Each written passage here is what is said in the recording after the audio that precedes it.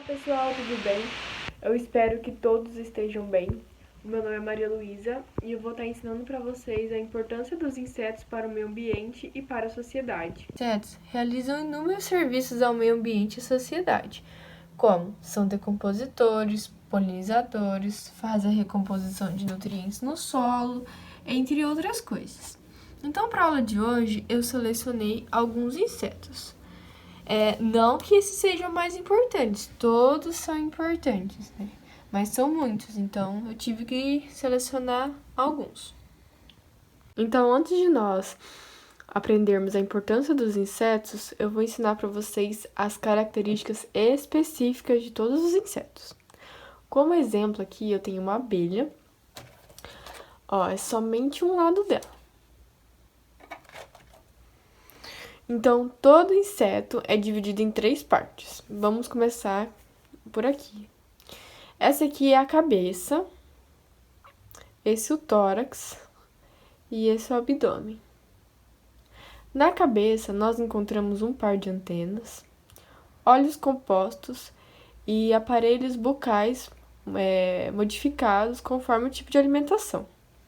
No tórax, nós encontramos 3 pares de pernas.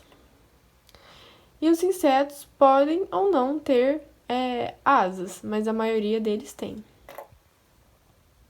Então, para quem não conhece, isso daqui é um insetário. O insetário ele serve para classificação taxonômica, diversos outros estudos e também para exposição. Nesse insetário aqui, então, a gente tem diversas borboletas, e 2 mariposas. Ambas são da ordem Lepidoptera. As borboletas, elas possuem hábitos diurnos, geralmente, né? Sempre tem exceção. E as mariposas, geralmente também, a grande maioria, possui hábitos noturnos. Tanto as borboletas quanto as mariposas possuem 2 pares de asas membranosas. E essas asas membranosas são cheias de escamas, e é isso que dá as cores delas, são as escamas. As lepidópteras, elas são polinizadoras, e elas também são bioindicadores de um ecossistema saudável. Elas são muito sensíveis a mudanças climáticas, à perda de habitat e à mudança de temperatura. Com isso, são realizados vários estudos sobre o que vai acontecer com esses insetos devido à mudança climática e à fragmentação do seu ambiente. Isso que vocês estão vendo é uma mariposa. Essa mariposa ela é conhecida como bicho da seda. Elas se alimentam de folhas de amoreiras, mas sua preferida é a amoreira branca.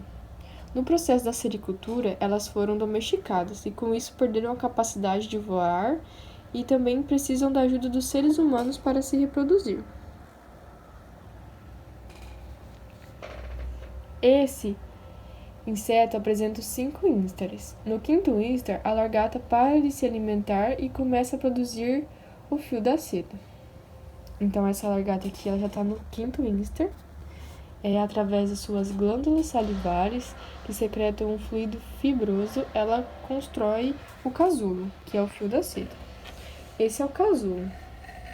Esses insetos eles são levados para as fábricas, onde passam horas de secagens em altas temperaturas e com isso acaba matando as larvas. As larvas estão aqui dentro do casulo. Deixa eu mostrar o barulhinho para vocês. Elas estão aqui dentro ainda. Os casulos são transferidos para máquinas fiandeiras, onde são desfiados e transformados em fios. Esse é o processo, então, da fabricação de fio da seda. Aqui nós temos exemplares de abelhas e também temos exemplares de vespas. Elas são da ordem Hymenoptera e elas são muito importantes porque são elas que fazem a manutenção dos ecossistemas. Cerca de 80% da vegetação é polinizada por abelhas e 73% da vegetação agrícola também são polinizadas por abelhas. Alguns exemplos são o soja, a maçã, o melão, o tomate, entre outros. A abelha, ela gera bilhões de dinheiro para o país de maneira direta, que é através dos seus produtos que ela fabrica mesmo, que é o mel, e de maneira indireta, que é através de polinização dessas plantas agrícolas. As abelhas também, a partir do que ela produz na colmeia, gera muitos medicamentos, produtos de cosméticos, alimentos, produtos de higiene, entre outras coisas. As abelhas e as vespas também elas são muito importantes porque os animais se alimentam dela, como os patos, ratos, pica-paus, aranhas. E também há animais que se alimentam do que ela produz, como pássaros, outros insetos, urso pardo e alguns outros mamíferos. Então, essas daqui são as libélulas. Elas são da ordem Odonata e elas são muito importantes porque elas são bioindicadoras de um ambiente saudável. Se você vai em rios e lagos que possuem águas limpas, provavelmente vai ter as libélulas. E elas também fazem o controle biológico de pragas, como mosquitos transmissores de doenças. Vou falar sobre as formigas. Elas são da ordem Hymenoptera e, como vocês estão vendo aqui, tem 3 que são maiores. Essa daqui, ela é a rainha.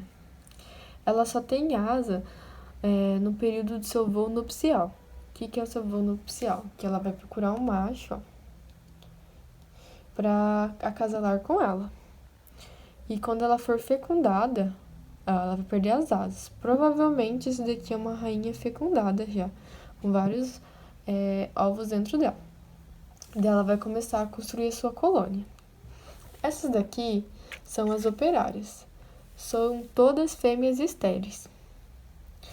E elas são muito interessantes porque elas são as primeiras agricultoras, porque elas fazem a aeração do solo, a reposição de nutrientes, né, do solo.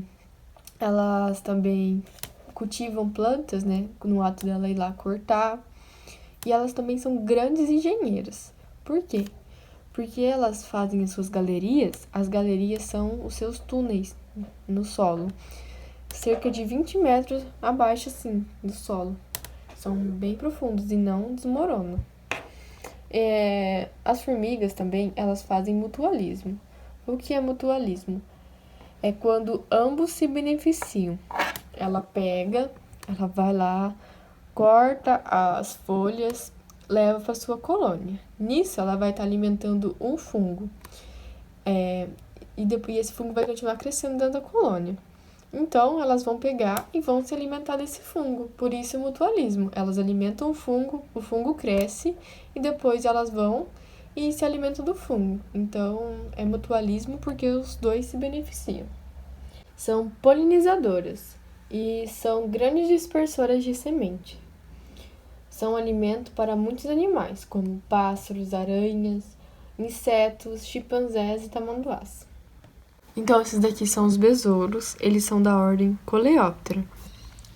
Eles têm uma característica muito marcante, que é esse primeiro par de asas aqui, ó, que é mais rígido, que fica na parte anterior, que é denominado de élitro. E ele também possui um segundo par de asas aqui, ó, na parte posterior, que é mais membranoso.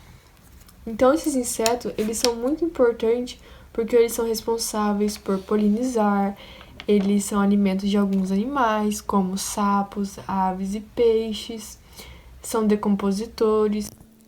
Eles também fazem o aumento da aeração do solo. Tem muita importância na agricultura, pois algumas espécies de besouros fazem o controle biológico de pragas agrícolas, como de pulgões, cochonilhas e também de mosquitos. Então, vamos falar agora sobre os gafanhotos, que é esse daqui, e sobre os louva-a-Deus. O louva-a-Deus, ele é da ordem Montodea. Já o gafanhoto, ele é da ordem Orthoptera. O louva-a-Deus, ele é muito importante porque ele faz o controle populacional de insetos.